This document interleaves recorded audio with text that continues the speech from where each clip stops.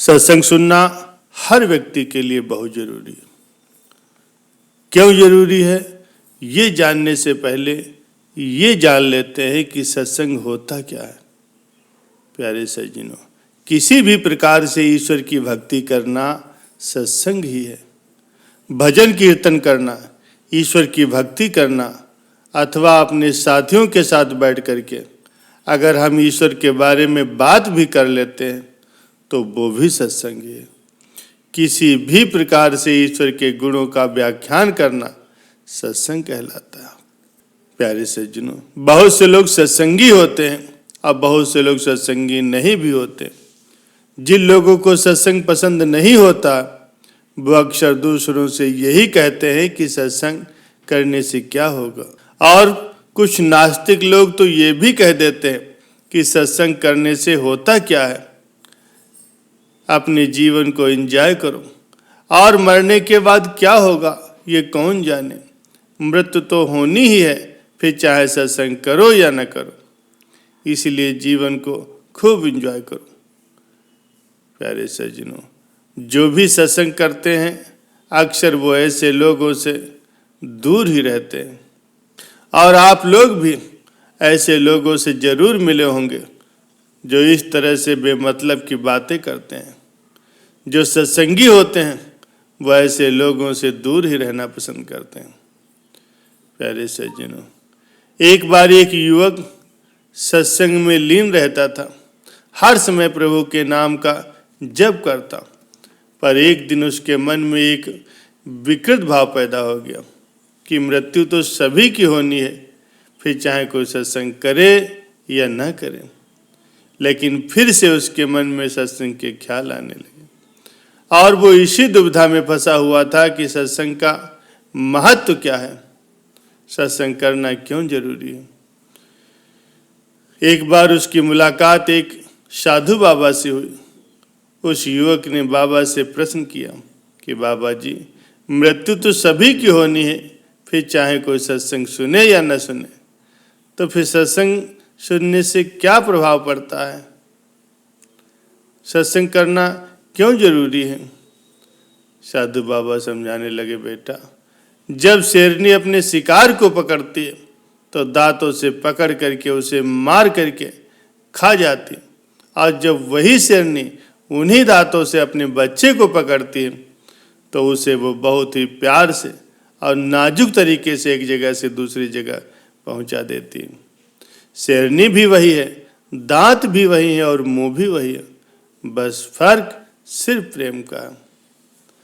साधु बाबा आगे कहने लगे, ठीक इसी प्रकार जो लोग सत्संग करते हैं, प्रभु के नाम का जप करते हैं, प्रभु को हर वक्त याद करते हैं, प्रभु भी उनका ख्याल अवश्य रखते हैं, और मृत्यु आने पर प्रभु उन्हें अपने धाम में जगह देते हैं और जन्मों जन्मों के बंधन से उसे मुक्त कर देते हैं।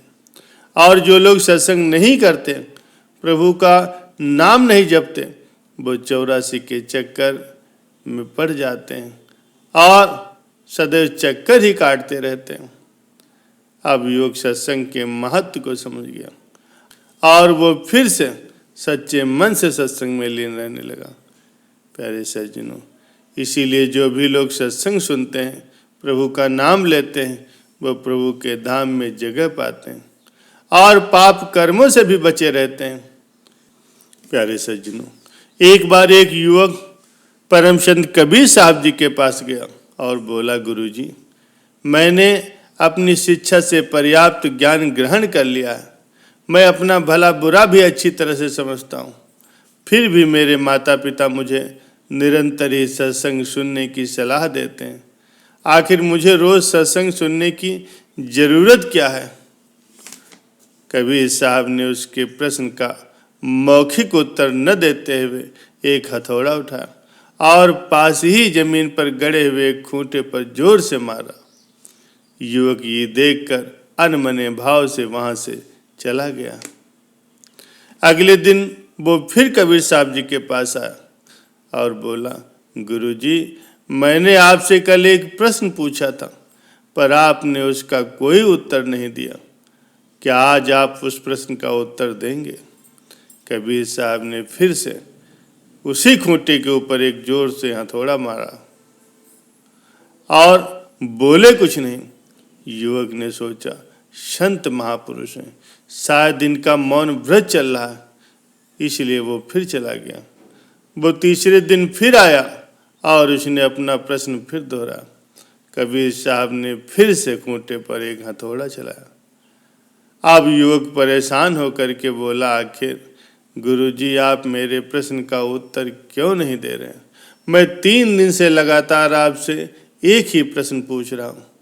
कबीर साहब ने उसे समझाते हुए कहा, बेटा मैं तो तुम्हें हर रोज प्रश्न का उत्तर दे रहा हूँ।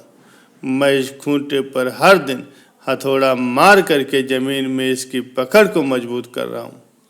यदि मैं ऐसा नहीं करूँगा तो इससे बंधे पशुओं की खींचातान से या किसी की ठोकर लगने से, इस जमीन में थोड़ी सी हलचल होने से ये खूंटा निकल जाएगा। यही काम सत्संग हमारे लिए करता है। वो हमारे मन रूपी खूंटे पर निरंतर ही प्रहार करता है ताकि हमारी पवित्र भावनाएं दृढ़ होती रहें। अतः सत्संग हर व्यक्ति की दिनचर्या का अनिवार्य अंग होना चाहिए।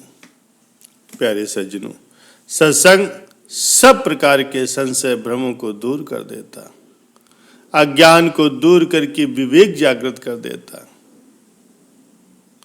और लगातार कुछ समय सत्संग करने से जन्म जन्मांतरों की संचित की हुई कई प्रकार की व्यर्थ की भावनाएं नष्ट हो जाती हैं और पुण्यवान होकर के मनुष्य शांति प्राप्त कर सकता। प्यारे सज्जनों, संत महापुरुषों का संग ही सत्संग है। श्री रामचरितमानस में भी कहा गया है कि बिनु सत्संग विवेक न होय, राम कृपा बिन सुलभ न सोय। अर्थात जब तक प्रभु की कृपा नहीं होगी, यानी हमारे पुण्य कर्म उदय नहीं होंगे, तब तक हमारी इस ओर रुचि नहीं होगी। आत्मा, परमात्मा, ज्ञान, धर्म, उपासना, सत्संग ये सब व्यर्थ मालूम होते रहेंगे। प्यारे सज्जनों, सत्संग से हमारे विचार पवित्र होते हैं और जब विचार पवित्र होंगे तो वाणी भी पवित्र होगी और वाणी पवित्र होने से हमारे कर्म भी पवित्र होंगे और कर्म पवित्र होने से आदतें पवित्र होंगी और जब आदतें पवित्र हो जाएंगी तो हमारा व्यक्तित्व और उत्तम होगा और उत्तम व्यक्तित्व से ही हमारा भविष्य भी उज्जवल होगा। यही सत्संग का उद्देश्य होता है। प्यारे सज्जनों, सत्संग की महिमा शब्दों में कथन नहीं की जा सकती।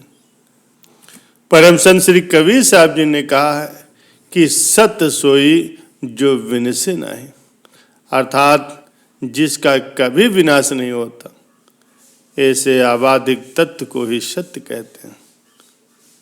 और वो अविनाशी तत्व क्या है? वो है परम पिता परमात्मा, अर्थात परमात्मा का संग ही उत्तम कोटि का सत्संग होता है। इसलिए सदैव हमें साधु संतों का संग करना चाहिए, क्योंकि वो हमारी वृत्ति को परमात्मा से जोड़ देते हैं और परमात्मा को पाने का रास्ता बता देते हैं।